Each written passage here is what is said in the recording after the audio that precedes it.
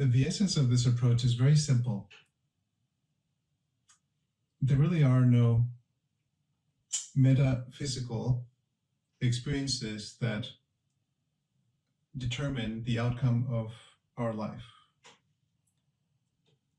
Every influence is physical, whether we measure it at the level of mechanics, gross things like a rock falling from the sky, a volcano exploding, or at the quantum level, where the act of observing a phenomenon changes the phenomenon, but that is still physical. There's nothing metaphysical.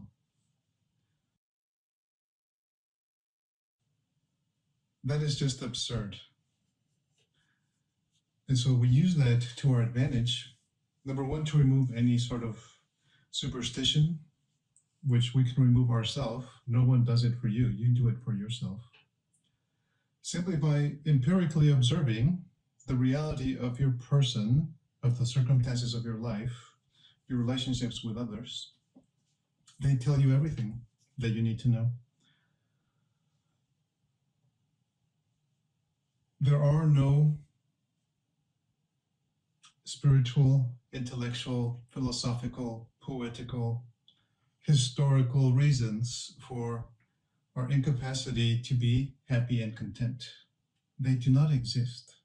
Those are just dreams, imagination.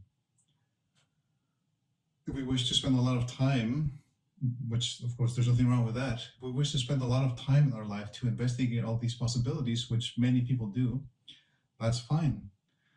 But at the end of that investigation, inevitably, whoever it is that is engaged in that will discover that what I just said is correct.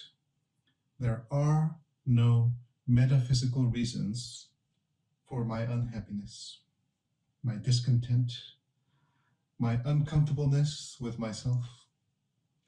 They do not exist.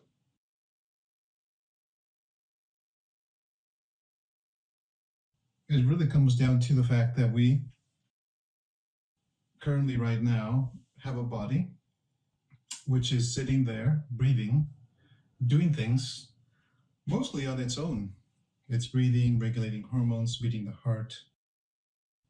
There's so many processes, they don't even know how many there are, and yet the body is doing them by itself. It does not need our intervention. And this, of course, is great because we can be here, but our animalistic nature greatly resists that someone, something would become aware of it. However, it's not really the animal itself that resists, because our animal is very noble. So it's actually what in many different places and traditions they call the so-called body-mind, the interface between the body and the mind. Of course, the mind does not exist. It's actually the interface between the body and the consciousness within which it is shown to exist. The mind is an illusion. It is in the same category as philosophy, poetry, spiritual reasons, sophisticated conjectures. It does not exist. It is a result of our animal functioning and being, for the most part, engaged with the act of survival, which is taking place right now. It is surviving. And our consciousness becomes so enamored and identified with this functioning that it blends with it, it identifies with it. Oh, I am this body, I am this resistance, I am this survival, I am this desire to conquer, to be better, to be stronger, to kill, to escape, to attack. That is not who I is. That is the experience of our body, which is completely innocent. But when consciousness and the experience of the body meet, there's a confusion.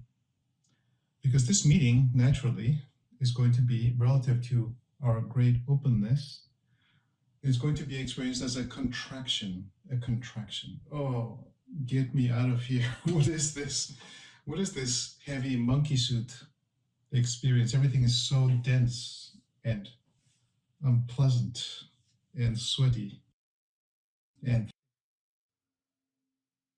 we cannot help it. So whatever stage of evolution we find ourselves in is a result of this encounter. The easiest way to relate to it is, we all have some kind of personal past.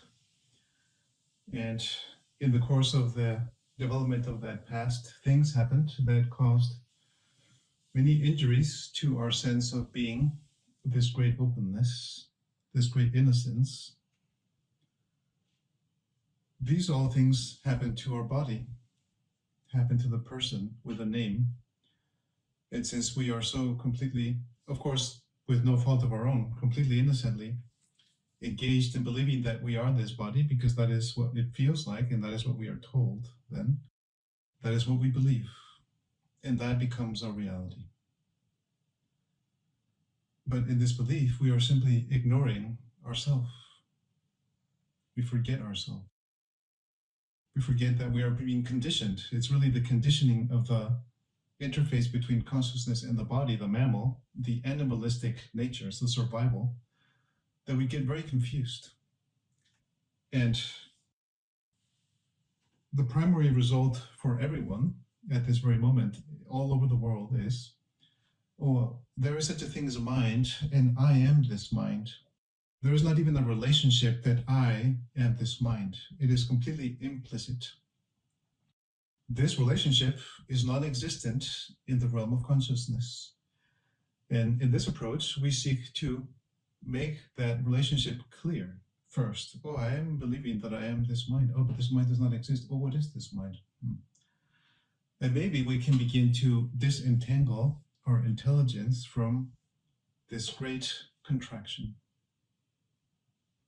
It is an animal. It wants to survive. That's its job. There's nothing wrong with that.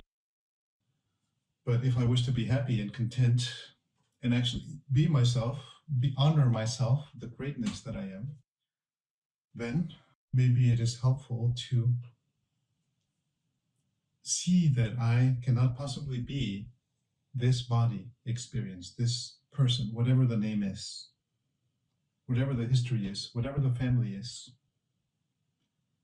All these conditionings, of course, come into our nervous system, which is the interface between the body and consciousness. It is the nervous system. That's why we emphasize it so much here. That's all we talk about, basically. It is conditioned. It causes the nervous system to enter into a threat response cycle, which chronically over decades, when it is repeated, it causes us to enter into a different aspect of functioning.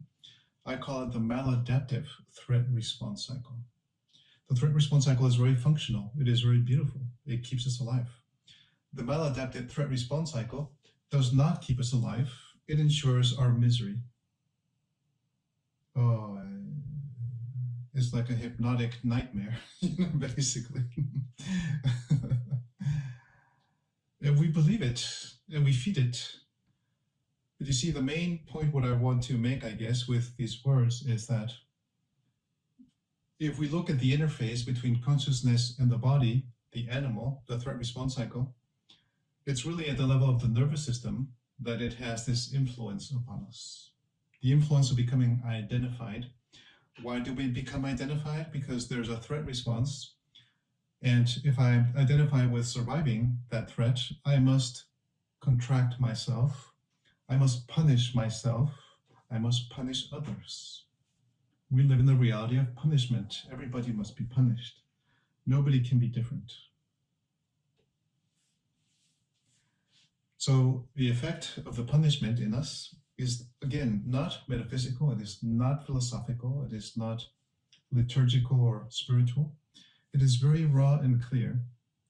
We simply lose contact with the ventral aspect of the vagus nerve, which innervates the upper part of the chest and the neck and the face. And we are gone. We are gone into the dorsal aspect, which is hijacking our cortex and preventing us from realizing three basic things. I am alive. It feels good to be alive. I am safe here. There's no threat. It feels good to be safe in my body. And number 3, oh, what a delightful experience to be alive and safe here, right now, where I can become interested, curious, delighted by the fact that I exist, I am. And in this return, consciousness begins to operate as it was meant to be. The body is a sensor for consciousness, for intelligence through our nervous system. There are special neurons which science has not yet discovered that make sure that this is a possibility for us. And yet, this is our evolutionary gift. We are made this way.